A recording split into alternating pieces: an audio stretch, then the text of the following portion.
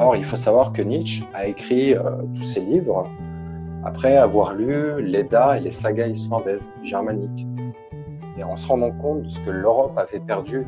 C'est pour ça qu'il était farouchement antichrétien. Parce qu'il s'est rendu compte du poison que c'était, du poison moral, et comment l'Europe était passée de peuple libre et entre guillemets guerrier viril à un peuple de soumis qui accepte de bosser 12 heures à l'usine pour avoir 3000 de pain. En Kabbale, il y a 3 plans. Le plan physique, le plan mental et le plan spirituel. Ce sont des différences de degrés de vibration entre ces 3 plans. Il existe à peu près le même principe au plan spirituel avec les dieux, qui sont en réalité des maisons de l'esprit, des archétypes, des maisons où tu vas, par exemple, tu vas être, je sais pas, dans une situation où tu vas devoir te bagarrer contre quelqu'un en duel, bah, tu vas faire appel à Ul, ULL, qui est le dieu du duel. Après, par contre, il y a eu la crise des années 70, la crise pétrolière, entre guillemets. C'est pas une crise, en fait, ils ont simplement coupé les robinets et ils nous ont fait du chantage. Et pour une islamisation de l'Europe en échange de l'accès au pétrole. Donc, les capitalistes ont accepté ça, parce qu'ils s'en foutent. Et ça peut aller jusqu'au transhumanisme. Qu'est-ce que tu as à dire à propos du transhumanisme? Je pense que Non. c'est quelque chose qui va arriver, de toute manière. On peut dire ce qu'on veut, hein. L'Europe, c'est, par rapport au reste du monde, en taille ridicule. Si la Chine ou d'autres pays veulent s'y mettre, ils s'y mettront et finiront par imposer leur volonté, hein, tout simplement. C'est, C'est une forme après, d'aboutissement de l'industrialisation, quoi, quand la machine s'introduit dans la chair. oui, bah, c'est la suite de la GPA, de la PMA, quoi, tout simplement. Ouais. Mm. Ça arrivera, c'est pas compliqué, ça arrivera. Il y en a plein que Après, ça séduit aujourd'hui. Il y a de nombreux penseurs du moment qui sont très transhumanistes et qui l'assument tout à fait. je comprends, hein. C'est vrai qu'il y a, enfin, à partir du moment où tu es déterministe, l'association avec la machine me paraît incontournable, inévitable. Ça peut être inquiétant dans le sens où il y a cette dimension de contrôle absolu qui pourrait, enfin, qui vraisemblablement va sortir du fait que l'humain s'hybride et soit totalement dépendant du coup de ressources matérielles pour fonctionner. Ouais, Euh, Bon, il y a tous les côtés positifs qui fait que bon, ils sont souvent beaucoup sur le QI. Voilà, on va augmenter l'intelligence de ouais. la population, donc on aura moins besoin d'être nombreux. Le, Il y a quelqu'un qui est passé chez Teddy Boy hier soir. D'ailleurs, il y avait Conversano aussi qui a présenté ces idées-là. alors Quelle, moi, ouais, ouais, quelle idée j'ai par rapport à ça? Donc, ouais, c'est sûr que comment si je tu peux, souhaiterais réagir finalement à ces...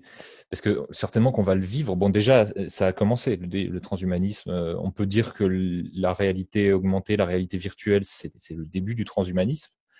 ouais, Ça existe déjà, donc les puces RFID là, donc pour payer. Il y a déjà des boîtes de nuit qui ont mis ça, pucé pas leurs patients, mais leurs clients avec des cartes VIP, des cartes bancaires dans la main. Comment tu vois une réaction saine à ce genre d'évolution de la société?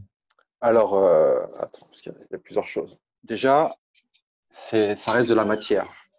Si je me rappelle de mes cours de chimie à l'Uni, le silicium, qui est le produit de base pour les circuits informatiques, hein, est juste au-dessus du carbone dans le tableau périodique. Donc, c'est juste un petit truc, mais je trouve ça marrant.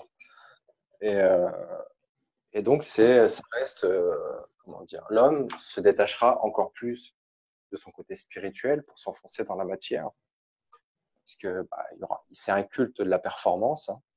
Comme disait Francis Cousin, auparavant dans les sociétés traditionnelles, on ne disait pas je cours plus vite que toi, mais je cours vite. Il n'y avait pas de comparaison, il n'y avait pas de compétition euh, entre les hommes. Il y avait une compétition contre soi-même.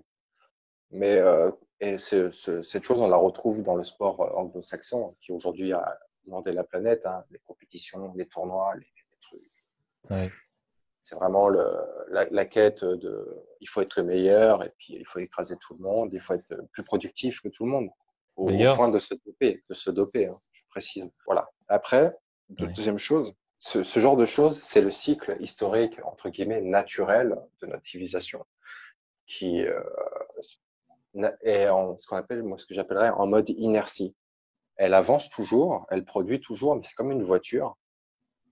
Même une fois que tu n'as plus d'essence, elle peut continuer de rouler encore quelques kilomètres, quoi. Et là, on est sur ces derniers kilomètres avant ce qu'on peut appeler la collapsologie, le Ouais. grand effondrement, etc. Donc, je, je pense qu'il est préférable de ne pas réagir parce que ça ne fait que renforcer le système en réagissant. Imaginons que demain quelqu'un se compte et se la joue à Theodore Kaczynski, human bomber, et décide d'envoyer des bombes. Et ben, ces gens-là vont se protéger encore plus, vont fuir le débat, la contradiction, et vont peut-être encore aller plus vite dans leur quête d'humain augmenté. Il faut simplement, je crois, hein, personnellement, de cette société se retirer. Et dans l'Edda poétique, il est dit que au moment de Ragnarok, donc de l'époque que nous vivons actuellement, qui est la fin de notre civilisation, tout simplement, avec le grand remplacement, voilà, tout, tout ce qui arrive, simplement se retirer et aller dans la forêt dans le bois de Odimir. C'est un des concepts de l'Edda. Donc, aller dans le bois de Odimir et simplement étudier les choses anciennes, la Kabbale, l'Yggdrasil, les textes mythologiques, avoir une pratique spirituelle régulière, authentique. Qu'est-ce que Et tu appelles c'est la cabale viking, du coup? alors, Parce que ouais, je connais alors la change. cabale hébraïque. Alors la Kabbale hébraïque, déjà, imaginons que dans 2000 ans, les Français de souche aient disparu de France et que toi, être humain du futur, te promènes dans Paris et puis tu découvres une charcuterie cachère. Tiens, une charcuterie cachère. Ouais. Eh bien, comme il y aura plus de Français de souche, il y aura toujours cette communauté, ils pourront dire, ah bah c'est nous qui avons inventé la charcuterie, c'est la tradition juive, voilà, nous l'avons créée, quoi. Et ben, la Kabbale, c'est pareil. En fait, ils l'ont hérité des prêtres ariens babyloniens et avec le christianisme, nous ont privé, nous, de notre accès à cette science. Vu que le christianisme a massacré les druides, les gothies, les prêtres, etc. Donc, nous avons cette connaissance-là, kabbalistique, l'arbre de vie, qui est une lecture holistique du monde, en fait. Et Ouais. tu as eu un bref aperçu tout à l'heure quand je t'ai parlé de Loki, Fenrir, Jormungandr et El. Ce sont, c'est une lecture du monde avec les énergies, entre guillemets, négatives, féminines ou passives, ou les énergies actives, masculines et constructives, solaires. Et un petit écureuil qui fait l'aller-retour entre le sommet et les racines de l'arbre. Exactement. Lui, c'est Ratatosk et c'est ton mental. C'est le mental.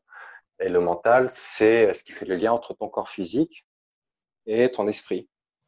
Or, lui, il ne passe son temps qu'à échanger les insultes entre l'aigle et ton serpent, donc la force noire. En termes alchimiques, force noire, c'est la matière. Blanche, c'est l'esprit. Et rouge, c'est Ratatosk. Noir, rouge, blanc, donc en partant du bas vers le haut. Or, tout le but de l'initiation ou de la quête spirituelle ou etc. est d'arriver au calme, au zen, et donc à la fin de comment dire de ces insultes entre l'esprit et le corps physique, relayées par Ratatosk, pour arriver à un dialogue et au fait que l'aigle mange le serpent. Et on retrouve ça dans genre, un des ouvrages de Nietzsche, lorsque sur une de ces, on appelle ça là, l'image du livre, tu sais, la couverture, pardon. Ouais. C'est un aigle qui chope un serpent entre ses serres. Or, il faut savoir que Nietzsche a écrit tous ses livres après avoir lu l'Edda et les sagas islandaises, germaniques, et en se rendant compte de ce que l'Europe avait perdu. C'est pour ça qu'il était farouchement antichrétien, parce qu'il s'est rendu compte du poison que c'était, du poison moral, et comment l'Europe était passée de peuple libre et entre guillemets guerrier, viril, à un peuple de soumis qui accepte de bosser 12 heures à l'usine pour avoir 3 mètres de pain. Donc voilà, ça c'est vraiment une chose très importante. Et Nietzsche aussi, parce que juste je fais ma digression sur Nietzsche, n'a pas écrit en disant je suis comme ça. Il écrivait pour lui-même dans un sens où il écrivait ce qu'il aurait souhaité être. Je vois. C'est pour ça qu'il y a beaucoup de gens qui se disent oui, mais Nietzsche était un pauvre type faible qui n'avait pas de femme. Il était loin d'être le mal alpha qu'il décrit dans ses livres. Oui, parce que c'est ce qu'il aurait aimé être. Il écrivait pour lui-même. Et d'ailleurs c'est la préface de tous ces livres. J'écris pour moi-même. Quoi. Donc Voilà, juste pour finir là-dessus. Et donc, Nietzsche était un fin connaisseur de l'Edda. Donc, l'Edda, c'est le recueil de mythologie nordique, hein, Ouais. avec tous les dieux. Et il avait lu les sagas aussi lorsqu'il était au collège. Et pour aussi juste finir ma digression et en passant par Marx, Marx c'était aussi quelqu'un qui connaissait très bien les communautés germaniques primordiales parce qu'il avait lu les ouvrages et donc les mythologies, les sagas, etc. Et il avait aussi vu l'héritage qui nous restait de ces tribus germaniques à travers ce que Francis Cousin appelle les terrains communaux, les communautés de l'être, etc. Donc c'est pas des penseurs qui sortent de nulle part, quoi. Ils sont rattachés à une tradition profonde qui, pour moi, c'est la fontaine de Mimir, qui était, c'est la source de connaissances où Odin va puiser la sagesse, quoi. Donc ils étaient rattachés, connectés à ça. Ah, Donc là, c'est ouais, terrible hein, qu'on ait perdu tout ça, hein. C'est incroyable. ouais, mais Tout ce qu'on a à rattraper, finalement, c'est vrai que c'est un travail énorme, quoi, hein. Et les gens n'ont plus le temps. c'est ça. C'est pour ça qu'il y en a qui le prennent en étant au chômage. Bah, bon, je travaille actuellement. Mais Ah, voilà. ben, Donc, juste, je finis parce que j'ai ouais, pas répondu à votre question. La Kabbale, en fait, c'est la vision du monde, mais d'une manière complète, non fragmentée, non analytique. Il n'y a pas une séparation entre les différentes connaissances. Et, il y a un ouvrage d'ailleurs à lire aussi, qui est très bien, c'est le Kybalion. ouais, Le j'avais Kybalion. déjà commencé à feuilleter. Ouais. Ah ben, celui-là, donc il est en PDF hein, sur Google. Ouais. Il aborde 7 préceptes hermétiques, donc du Hermès, qui étaient gravés sur la tombe d'un pharaon, qui ont été développés, et, comment dire, approfondis par 3 initiés francs-maçons. Euh, ces 7 principes, ouais, dedans, il y a le principe de vibration. Or, c'est pour ça qu'il n'y a pas réellement de différence entre la matière et l'esprit. Tout ça, c'est que de l'énergie, mais la différence, c'est le degré de vibration. Imaginons que tout en haut, ce soit la matière qui vibre tellement, comment dire, tellement rapidement qu'elle est imperceptible. Et à l'exact opposé, donc dans la matière, elle vibre tellement lentement qu'elle semble dure. Voilà. Et après, il y a des degrés intermédiaires de vibration. C'est juste une différence de vibration des atomes, des électrons et tout ce que tu veux. C'est la seule différence entre la matière et l'esprit. Et Nietzsche en parle, je crois, hein. Il avait cette vision, comment on dit, moniste, c'est ça? Il y a un terme hein, pour dire quand on perçoit le cosmos comme étant en fait d'une seule substance. Oui. Alors, je sais pas si c'est moniste. Je connais pas la définition. Je connais le mot, mais je sais pas exactement ce qu'il veut dire. Il me semble que c'est ça. D'accord. Euh, toujours dans le thème, est-ce que tu connais Pagans TV? Oui, bon, Ouais, non, c'est pas très sérieux, hein. non. Mais c'est quand même, moi, ça m'interloque depuis des mois, en fait, cette chaîne, enfin, même des années.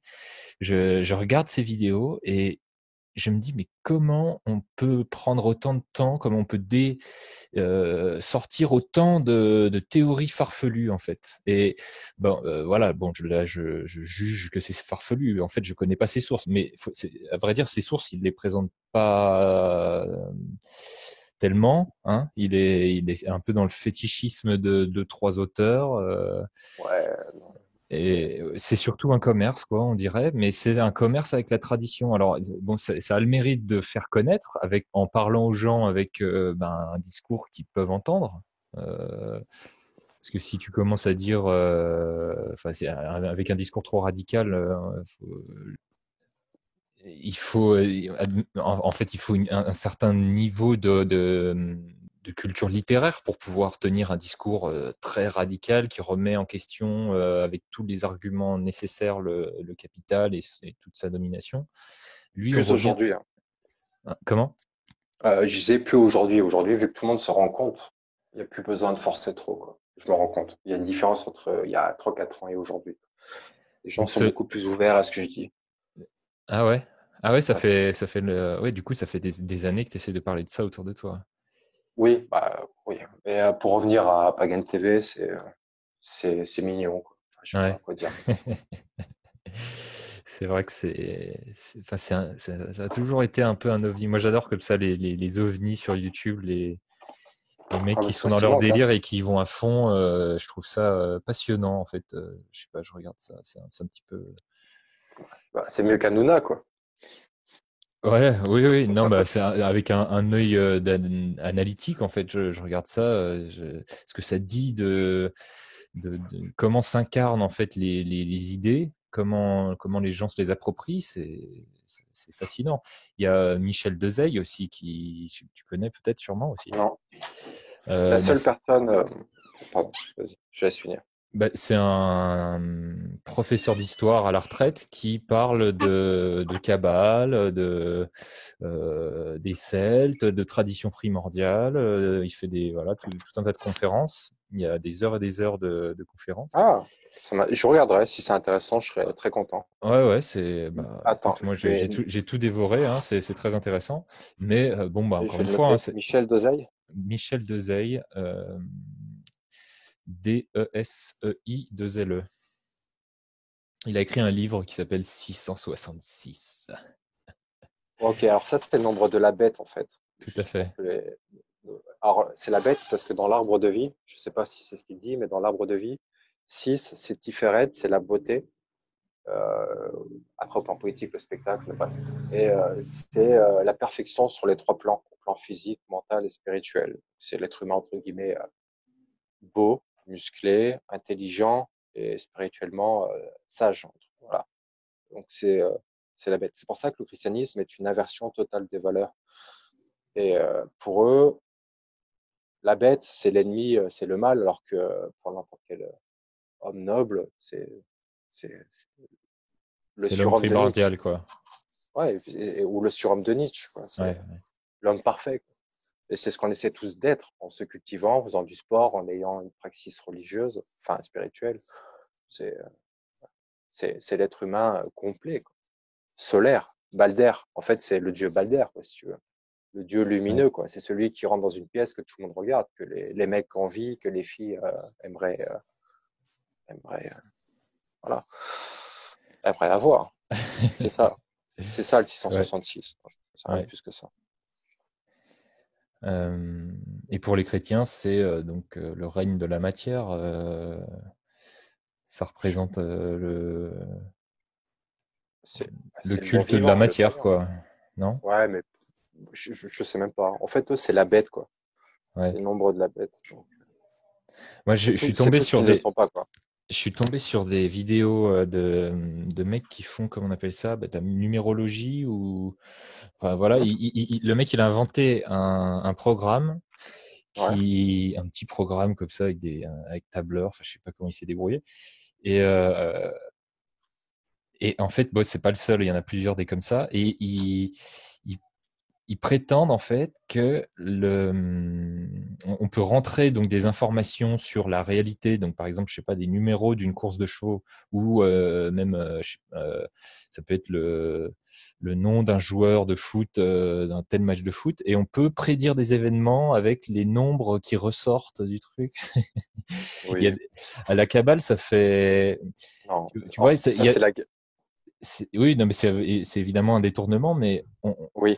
il y a, j'ai toujours constaté cet effet de dilution de la rationalité qu'avait l'ésotérisme et qui entraînait dans tout un tas d'écueils, enfin dans tout un tas de Oui. superstitions, C'est pour ça qu'il euh, faut pas perdre son fil d'Ariane, quoi. ouais, qui est La raison. la raison. Eh oui. En fait, c'est dans le mythe du Minotaure, si je ne dis pas de bêtises, c'est le fil d'Ariane, donc.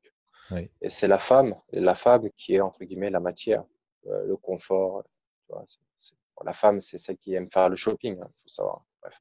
Donc c'est vraiment la matière. C'est elle qui permet au héros, je crois que c'est Jason, je sais plus, de pouvoir sortir du labyrinthe. J'ai lu encore hier, ouais, je saurais même plus te dire le nom du protagoniste. Mais un livre donc que je conseille à tout le monde à propos des mythes et de leur sens, c'est le, le voyage du héros. Luc Biget. Le, le héros aux mille et un visages. Ah, voilà, je confonds. Ah, je connais pas celui-là. C'est Campbell, comme il s'appelle, Joseph Campbell. C'est Ah, pour écrire des scénarios, c'est très pratique puisque du coup, on a dans un seul bouquin tous les symbolismes véhiculés par les mythes les plus importants. Hein, voilà, la matrice, le, le héros saint, le héros tyran, ah, voilà, c'est les archétypes, ça. c'est ça, tous les archétypes. Et ils Mm. sont et tout est décrypté, tout est analysé. C'est un livre que tu as Ouais, physiquement ou? ouais, ouais. Mm. Ouais, je me sers essentiellement de ce bouquin pour m'inspirer. Dès que j'ai un trou d'inspiration dans mes scénarios, je lis un chapitre de ce bouquin et ça sort tout seul, quoi. Parce que Bah oui. c'est un vrai terreau d'imagination. Bah parce que ça fait appel aux archétypes. Mm. Donc ça, c'est un concept de Carl Gustav Jung, qui est un des élèves de Freud, mais qui rentre en divergence avec Freud parce que Freud appliquait toutes les névroses de sa communauté à l'ensemble du peuple arien. Et Jung disait non, mais nous on n'est pas comme vous, quoi. Il a fondé sa propre école ensuite. Et donc il a développé le concept d'archétype. En Kabbale, il y a trois plans. Le plan physique, le plan mental et le plan spirituel. Ce sont des différences de degrés de vibration entre ces trois plans. De la même manière que quand tu vas t'habiller pour aller au sport, tu vas mettre ton jogging, ta paire de baskets et ton t-shirt, ton Marcel, et tu es prêt psychologiquement pour aller au sport. Or, tu as été prêt psychologiquement parce que tu as revêtu les habits physiques pour te préparer. De la même manière que tu vas à un rendez-vous galant, au travail, etc., tu vas t'habiller en circonstance. Donc, au plan de la force noire, tu vas te préparer au niveau de la force rouge. Et il existe à peu près le même principe au plan spirituel avec les dieux, qui sont en réalité des maisons de l'esprit, des archétypes, des maisons où tu vas, donc, par exemple, tu vas être, je sais pas, dans une situation où tu vas devoir te bagarrer contre quelqu'un en duel, et ben, tu vas faire appel à ULL, qui est le dieu du duel, en fait.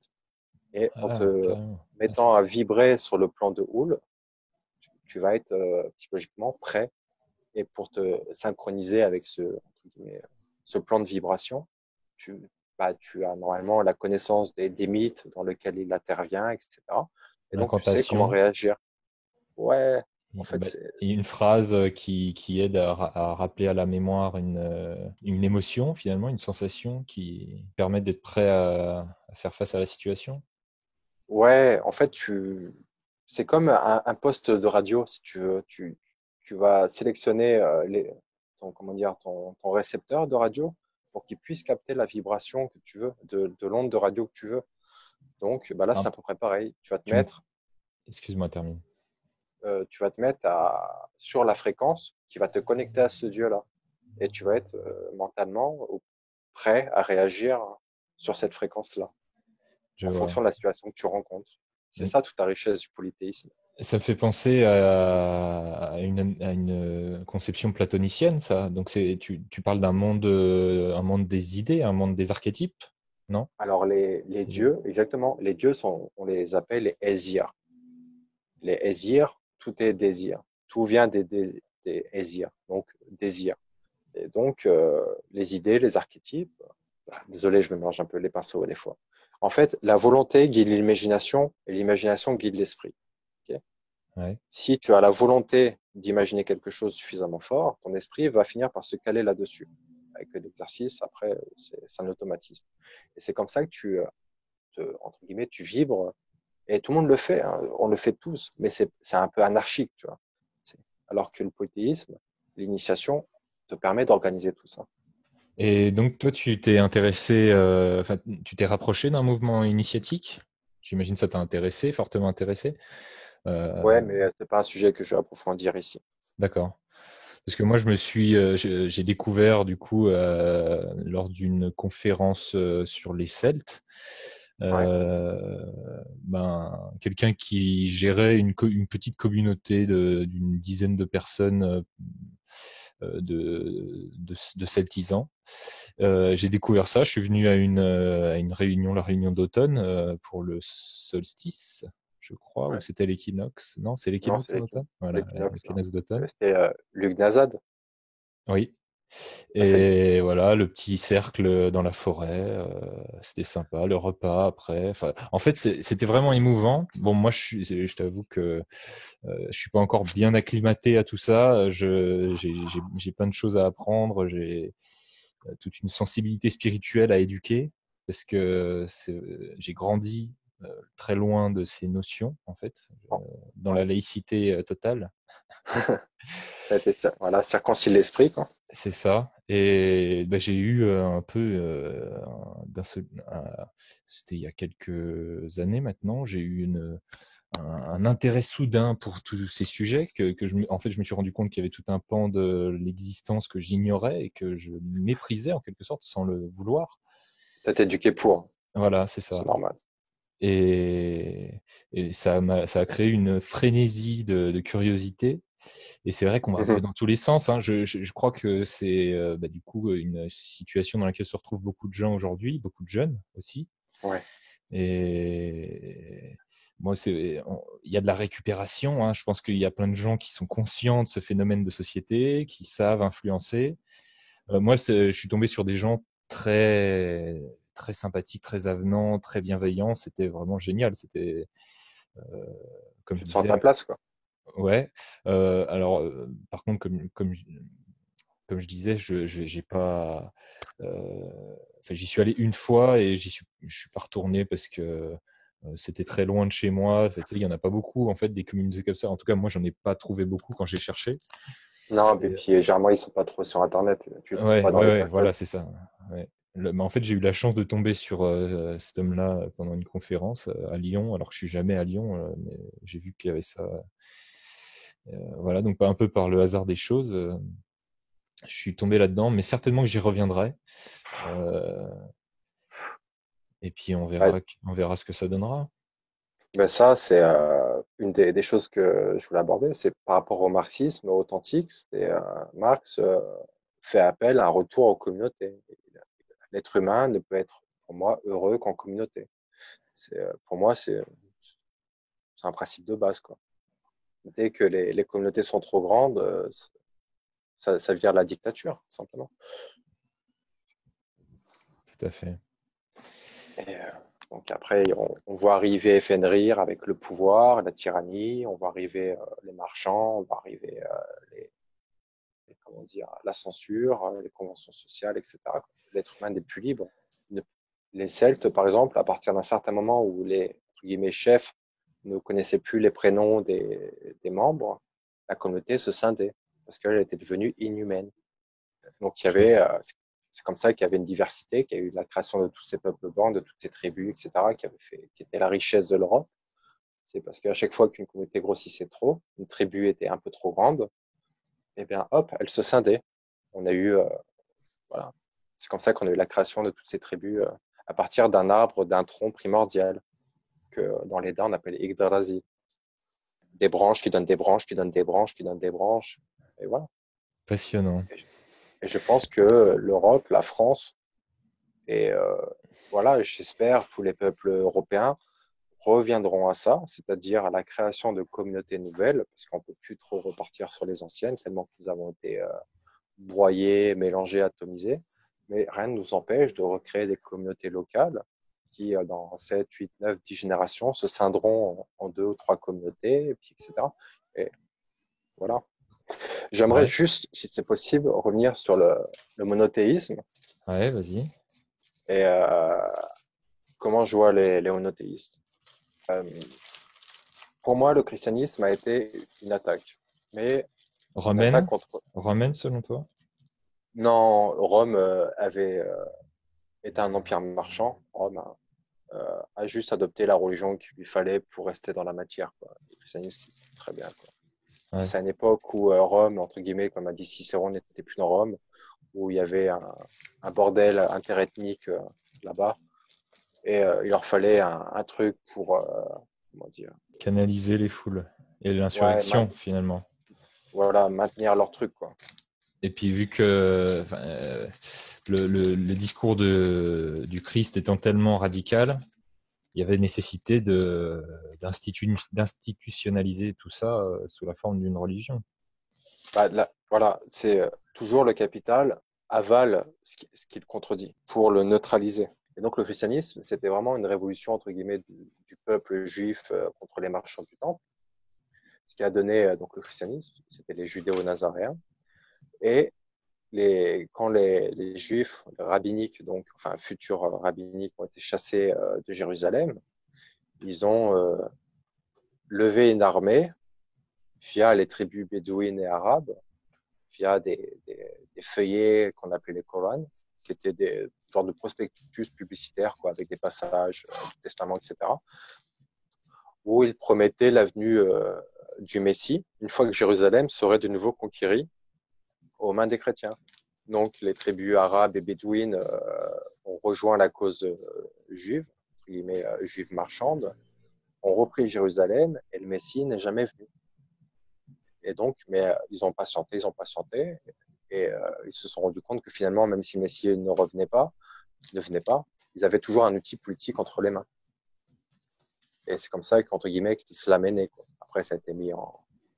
Il y a les travaux de Odon Lafontaine, qui a repris les travaux d'un abbé et qui a publié un PDF d'une centaine de pages avec toutes les recherches archéologiques, etc., par rapport à ça, et qui s'appelle Le Grand Secret de l'Islam, disponible en PDF gratuitement, avec une frise chronologique, avec tous les liens qui renvoient aux études, aux recherches, aux découvertes. Et il met en avant le fait que les plus anciennes mosquées en Syrie sont tournées vers Jérusalem et non vers la Mecque. D'accord. Voilà.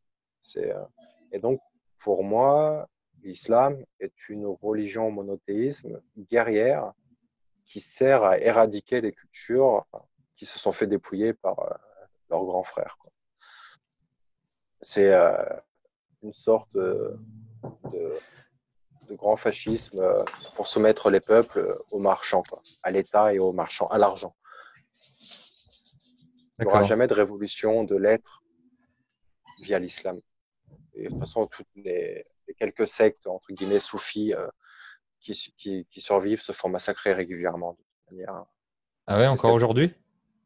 pas aujourd'hui, mais s'ils deviennent un peu trop puissants, ils se refont massacrer. Ouais. Donc le soufisme, on rappelle, hein, c'est l'ésotérisme Islamique, islamique. ottoman, qui d'ailleurs, l'État là essaye actuellement de les mettre en avant. Ils ont vu que comment dire, la version islamique qatari ou wahhabite, Arabie Saoudite ne marchait pas et posait quelques problèmes. Donc ils vont essayer via cette voie-là de maintenir une sorte de cohésion en mettant en avant. Et c'est toute cette guerre qui se passe au sein du CCIF, là, du machin islamique français. Et en Il y a, il France, y a, il ouais. y a des passes d'armes oui, actuellement, ouais, Et il y a entre une des, version. il y a Idriss Aberkan qui fait la promotion enfin, en tout cas, c'est un des rares à parler du soufisme dans le paysage audiovisuel français. Oui, C'est oui, je vois un qui c'est. spécialiste du cerveau. Et oui, et il se revendique de la voie du soufisme. Et c'est un peu un premier contact. Bah, moi, c'est comme ça que j'ai découvert l'existence du soufisme, en fait, c'est en découvrant ses conférences. C'est intéressant de voir que ça existe en France. Il y a quelqu'un il y a un soufi qui est connu des Français. Ouais, mais ça, pour moi, ça reste un bricolage spirituel, quoi. Parce que c'est pas une tradition authentique. On sait que l'islam, c'est à 14-15 siècles. Au départ, c'était juste une armée de mercenaires qui avait été levée pour reprendre Jérusalem aux mains des judéo-nazaréens. Et après, ça donnait toutes les conquêtes islamiques. Voilà. Mais ça reste une religion de marchands et de pouvoir judiciaire, quoi. C'est, voilà. C'est D'accord. vraiment, pour moi, c'est pas souhaitable que la France finisse islamique, hein, même soufi ou autre chose, hein. Ah ouais, ça te paraît un scénario probable? Oui, totalement, bien Ah sûr. ouais? Ah, je me suis jamais imaginé que ça pourrait aller jusque-là, en fait. Je voyais pointer une nouvelle religion, en fait, une toute nouvelle qui serait basée, qui synthétiserait, qui serait une sorte de syncrétisme, en fait. Mais l'idée que l'islam soit l'outil du nouvel ordre mondial, hein, on peut Ah le dire oui, mais comme complètement. C'est une ça, religion très matérialiste. ouais. C'est musulmans. Moi, je me rappelle quand j'étais au collège, les musulmans, c'est les premiers à avoir les baskets de marque, les habits de marque. C'est une religion très, parce que c'est une religion artificielle, donc comment dire. Et puis bon, après il y a eu tous les pactes qu'il y a eu entre nos dirigeants européens et les pays pétroliers lorsqu'il y a eu la crise du pétrole en 1970. Il y a eu une islamisation acceptée de fait de l'Europe en échange d'accès au pétrole. Voilà. C'est un chantage qu'il y a eu de la part des pays arabes. On vous coupe les robinets si vous ne laissez pas les mosquées se construire chez vous. Avec l'immigration, etc. Voilà, ils refusaient que l'intégration soit faite. Il y a pas eu, il y a eu une soumission de nos élites politiques à tout ça. Et puis, pour moi, il n'y aura pas de retour en arrière. Il faut regarder la démographie. Ah, c'est une Nous sommes soumission, c'est pas une instrumentalisation, alors. Après, par contre, il y a eu la crise des années 70, hein, la crise pétrolière, entre guillemets. C'est pas une crise. En fait, ils ont simplement coupé les robinets et ils nous ont fait du chantage et pour une islamisation de l'Europe en échange de l'accès au pétrole. Donc, les capitalistes ont accepté ça parce qu'ils s'en foutent. Ils se sentent pas héritiers d'une histoire, d'une civilisation. Ce sont des marchands. Et le marchand, il vendrait sa mère pour faire un pacte. D'accord. C'est pour ça. Et je ne vois pas du tout de raison que ça n'arrive pas, tout simplement parce que nous ne faisons pas d'enfants. Il y a une émigration des Français qui partent en Australie, Nouvelle-Zélande, Canada, États-Unis, Londres, etc. Et les gens ne font plus d'enfants. En plus, il y a maintenant une guerre entre les sexes, entre les hommes et les femmes. Je dis pas que c'est une guerre. C'est terrible parce qu'on ne sait pas quoi répondre à ça, hein. Quand les gens nous disent je veux aller dans un autre pays, c'est vrai qu'il y a plein de jeunes qui ont cette fièvre du voyage et de l'expatriation. Bon, bah voilà, c'est bien le voyage, évidemment, c'est génial, on découvre tout un tas de nouvelles cultures, de nouveaux horizons, mais est-ce qu'il n'y aurait pas quelque chose à faire ici? Je sais pas, et surtout, je sais pas comment convaincre les gens de rester, en Tu peux fait. pas. Ouais. Tu peux pas.